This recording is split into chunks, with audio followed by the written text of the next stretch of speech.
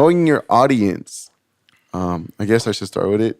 I think it's important to know, more importantly, who your audience is, because then you could be thinking you might be grabbing onto a specific genre of people, but they may not be receptive to it. So it's like throwing out a cast and not casting anything because you're just assuming. So I think it's great to like how to know your audience is build relationships. I've done in recent shows is I've learned this: people are afraid to engage with you afterwards. So I've like purposely like gone up to people who are like nodding, and I'm like, "Yo, I want to thank you for that. Is it cool if I follow you on Instagram? You know, is it cool if I get your number so I can hit you up with other shows? What did you like about this? What didn't you like about that?" Like asking those questions, because then you do it for yourself ultimately. But if you want longevity, I'm pretty sure you've had to do this, and you guys had to do this, is figure out who's really engaging with you and utilize that relationship to build. So you are, everything is with intent, moving forward, grabbing onto specific your audience where you could gain interaction, versus having 1,000 people who are just there not engaging with you but like you, but you got 1,000, we'll just say 500, we'll say half of that, but that's your audience. Like this 1,000 just is they care, but this 500, like they really give a shit because you took the time to, "Hey, my name is Renato. What's your name?" "Oh, cool. What do you do, man?" Like, "Oh, cool. I got a show coming up, or I got this event, or I run a gym. Are you looking to get in shape? I have a camp. I have this. I have that." And they start to build a relationship that lasts longer than just something else. But that's all I have with that. I'll probably add more once you guys start picking it apart. Okay. Right. So I feel like no, I think you touched on some good aspects. I think the concept of knowing your audience is very important, because you brought up a good example. Like in your example, you talked about a specific scenario where you're at a show and you're really, you recognize that, hey, these people, they're maybe they're a little shy to come up to me, but you recognize that they're giving you good feedback. So then you went up to them and you started engaging, and that was very good, because that's a good example of knowing your audience. And I think another way to look at knowing your audience is like in those situations when you're putting yourself out there and you're in front of like a new crowd. That's like specifically knowing that audience, but also just you have to take time to make adjustments to the audience that you're in front of. So say if you are you find yourself in a scenario where you're at like a bigger show and you're in front of a crowd. Say for example, just you as an artist, say you have an opportunity to open up for another artist, and it's like whether it's a pay for play situation or not, you get to open up for like whoever, Lupe Fiasco at the That'd be Flyway, tight. Ooh. and it's like 1,000 people in the opening hours. But even if there's like 10 other openers, knowing your audience then is really like knowing what you're there for, who they came to see. They didn't come to see you. They came to see Lupe. They came to see Lupe. They may be tired. They may be, They're not here for you. They don't give a shit. Yeah, so then know your audience and you know what kind of music, know how to interact. What you do might be different. Or say you come and you pull up to like an open mic and you Totally different. and you know your audience and you know, okay, well, here I am. I'm going to perform in front of this open mic. You're not going to go all out and start raging like you were in front of those 500-600 people. You might talk to them a little more. You might do a cappella. You might make a connection. You might, so I think knowing your audience is very important. And then in general, I try to encourage all artists or all creatives to really look at from like the business standpoint, which a lot of people don't like to look at music as business, but this is the music business. It's kind of like, okay, well, you know what your product is, and that's your music. So who's your audience? What's your demo? Like really know what you're trying to do, and then the moves you make afterwards, do they fall in line to that audience? Yes or no? So I try to operate in that way. That's a lot. gem. Yeah, and I think like something that goes right along with knowing your audience is just knowing yourself too. So you have to. You have to have self-awareness. Because if you know yourself, then that audience is really going to be in tune with that, because they're going to like the music. Some guy told me this. He's like, they like your music, but they don't know you yet. So when are you going to establish a relationship with them so your music goes further than just being music now? Yeah. I was like, oh, shit.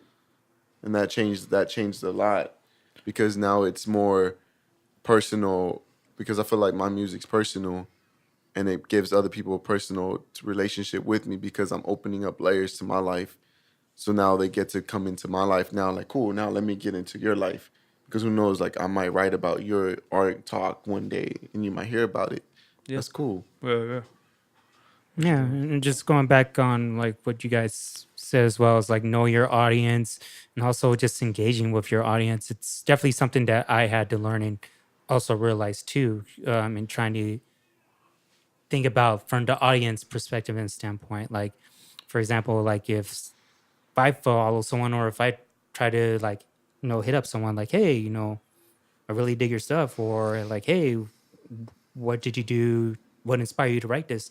Like, if that person, like, I mean, I understand, like, sometimes the person may be busy or whatnot, but like, that person's like not engaging or doesn't respond back, then I'm gonna lose interest in the person and just, you know, just end up forgetting that.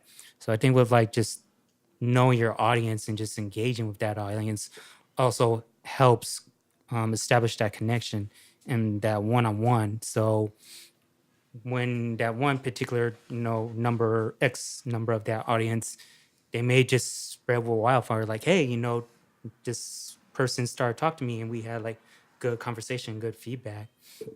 And just also having an understanding, going into back to what Johnny used to say like several years prior, is like you can have so many likes, but if those likes don't show up to your show, then what are those likes for, in a sense? Wasn't there an incident where someone got booked over in the UK? I don't know where from. I read it, and I looked at you like you might know.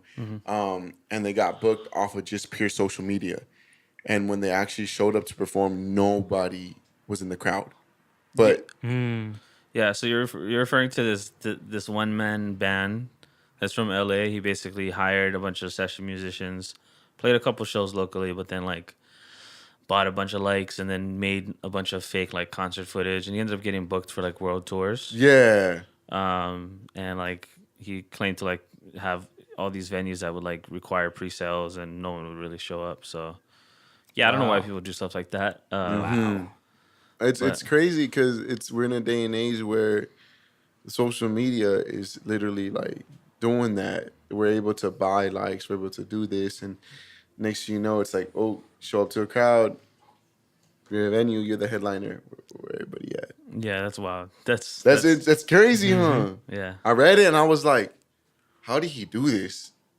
Like, or Yeah. was it his? Like, is he that smart or are people that foolish?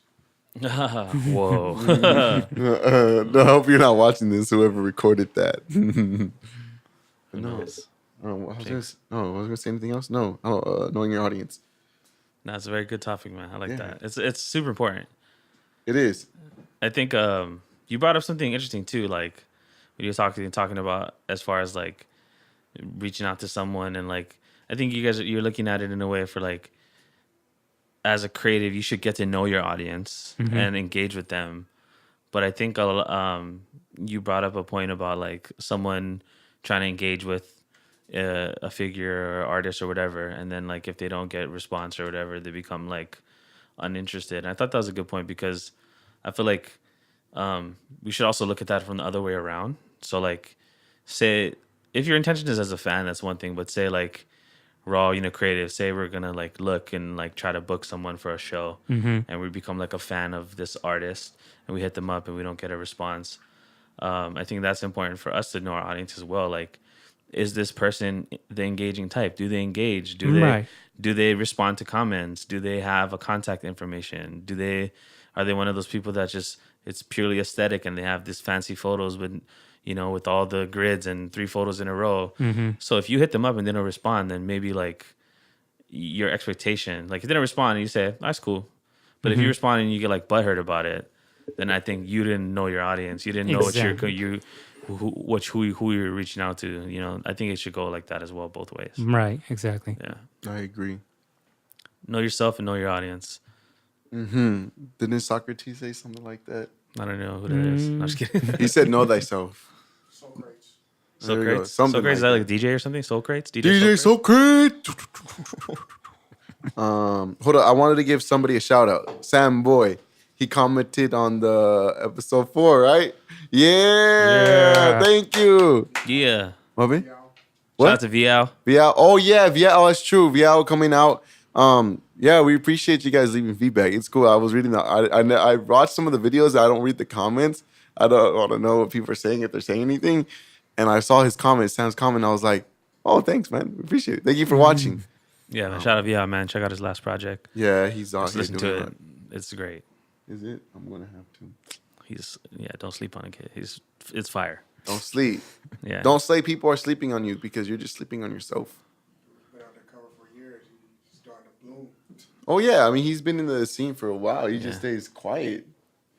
In time, man. He was here Everything at your happens in time. event, wasn't? Yeah. Yeah. He's the one who made the documentary. Yeah, that's that how we video. connected. Yeah. That was cool. Is there anything else we want to say before this ends? No, not that I can think of. I'm pretty much good. You, Jordan? You wanna say Good. Thank anything? you guys for having me. Sorry Oh, for no. talking so much. No, Oh, that's no, not. that's That's why what's you're fun. here, dude. Like I was excited because I knew you were just gonna like take over. No, I tried not to. No, I was like, You guys have any questions for me while we're here? No, just kidding. hey, if you need anything on like anything like done, any questions, he's the guy. I ask this fool at least a question a week. Yeah, I just Google and then respond back to his text. That's why it takes me so long. Hey, he gives me. There's been times where I ask him a question, like I feel like I bug, No, you never bug. but he like comes through with the answers I need. No, man, never. No, just no bugging, man. I control how much I consume. Like people ask away, it can be noisy. You know, our phones could be noisy. Like you, Get the DJ voice. you could Call me anytime you want. call me anytime you want. Here's my phone. Call me. 1059. Real mellow and smooth, baby. Thank you for calling the hotline. My name is so and so. All right, I think. Yeah. You want to sound us off? Yeah, that sounds again. That's about wrap for episode 5 of KOS. Thank you again to GMKM. Productive culture in the house. Yay.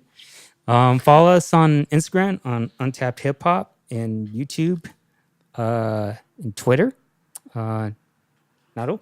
I am NATO, I am NATO, my bad. I am New Age Takeover on Instagram and New Age Takeover on Twitter and also New Age Athletics on Instagram for anybody who's looking to get in shape.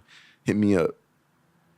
I'm JMCam. Thank you guys. You guys can follow me on Instagram at JMCam808 or at Productive Culture.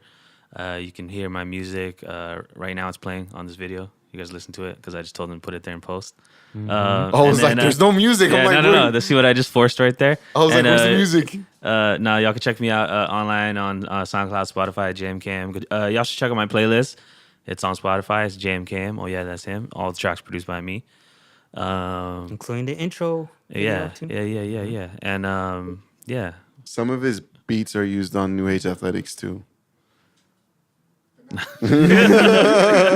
Yeah. Beats the works of art. All of my works of art are you can hear them. You can hear 'em on anywhere. Nato's content, on Tap Hip Hop, all over. So yeah, check me out. If you guys need beats for anything, let me know, and we'll talk. Aside. All right. Peace.